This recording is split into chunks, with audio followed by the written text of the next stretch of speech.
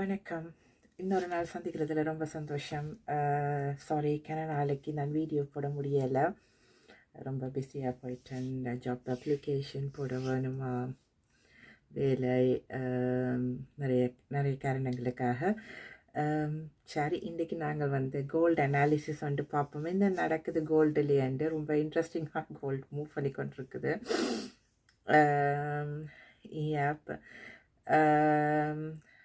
சரி, பார்ப்போம் நாங்கள் இன்றைக்கி கோல்டு என்ன நடக்குதுன்ட்டு.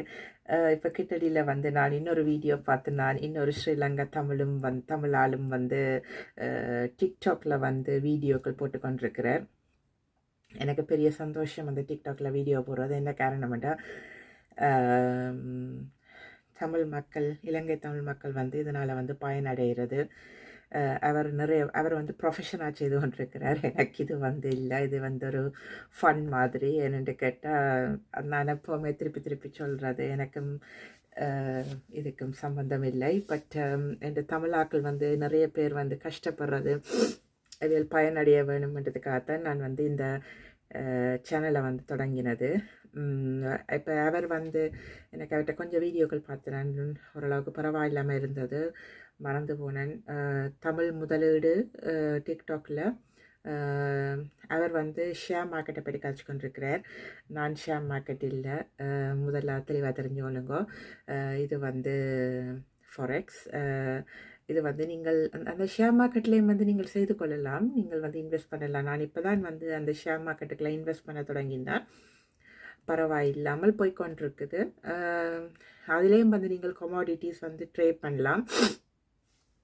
சாரி, ரொம்ப சரியான ஹே ஃபீவர் எனக்கு இருந்துட்டு நான் மூக்கை உறிஞ்சி கொண்டிருந்தேன், மன்னிச்சு கொள்ளுங்கோ. தொடருவோம். என்னென்னு கேட்டால், அவரும் ஷேர் மார்க்கெட்டில் தான். நீங்களும் ஷேர் மார்க்கெட் வந்து நீங்கள் ட்ரேட் 212 வந்து அதான் நான் பயன்படுத்துகிறது, ட்ரேடிங் 212. ஆனால் இப்போ உங்களுக்கு வந்து எந்த புரோக்கர் உங்களுக்கு சரி வருதுன்னு பார்த்து நீங்கள் அதுக்கேற்ற மாதிரி வந்து நீங்கள் ட்ரேட் பண்ணுங்க.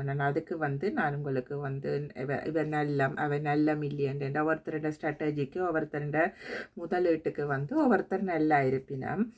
நானே ட்ரேடிங் 212 வந்து ஸ்டார்ட் பண்ணினான்டா, அவையிலண்ட ரிஸ்க் ரேஷியோ வந்து கொஞ்சம் குறைவு மற்ற ட்ரேடிங்கை விடவும். எனக்கு மற்ற ட்ரேடிங்கில்ண்டா இந்த ஐசி மார்க்கெட்டுன்ற எல்லாம் இருக்குது, அதில் சரியான ரிஸ்க் கூட. ஆனால் இப்போ இதில் வந்து ட்ரேடிங் 212 வந்து ரொம்ப ரிஸ்க் கம்மி. என்னடா இது, ரொம்ப ரிஸ்க் வந்து குறைவு. அப்போ நீங்கள்